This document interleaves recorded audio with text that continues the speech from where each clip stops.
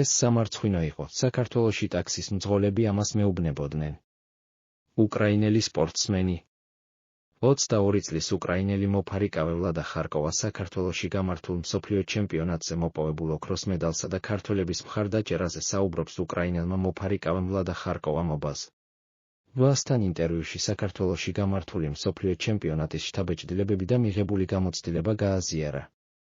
სპორტსმენმა ყურადღება გაამახვილა როგორც საკუთარი წარმატების მნიშვნელობაზე, ისე ქართველების სოლიდარობაზე. მისივე თქმით, ჩემპიონატზე ქართველებმა პროტესტი რუსი სპორტსმენების მონაწილეობასთან დაკავშირებით გამოხატეს და უკრაინელ კოლეგებს სრული მხარდაჭერა აუქვეს. ქართველების საპროტესტო აქციის შესახებ ინსტაგრამიდან შევიტყვე, რადგან იმ დროისთვის თბილისი უკვე დატოვებული მქონდა, თუმცა საქართველოში ყოფნისას მათ სოლიდარობას ყოველდღე ვგრძნობდი.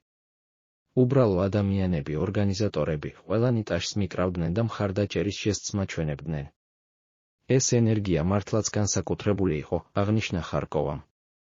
მისივე თქმით, მხარდაჭერა სპორტული არენიდან ყოველდღიურ ცხოვრებაშიც იგრძნობოდა, ხანდახან ტაქსით გადაადგილებისას მძღოლები გვეუბნებოდნენ, რომ რუსების შეშვება ტურნირზე სამარცხვინო გადაწყვეტილება იყო და სიტყვიერად სოლიდარობას უცხადებდნენ უკრაინელ სპორტსმენებს.